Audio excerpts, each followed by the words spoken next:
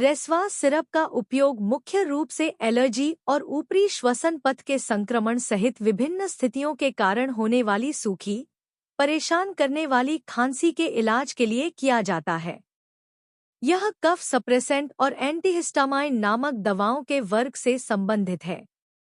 इसका उपयोग एलर्जी के कारण होने वाली गले की जलन को ठीक करने के लिए भी किया जाता है।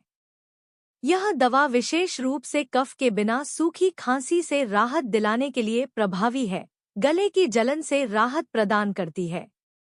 इस दवा का उपयोग करने से पहले अपने चिकित्सक से परामर्श करें और संभावित दुष्प्रभावों को कम करते हुए इष्टतम परिणाम प्राप्त करने के लिए निर्धारित खुराक का सख्ती से पालन करें।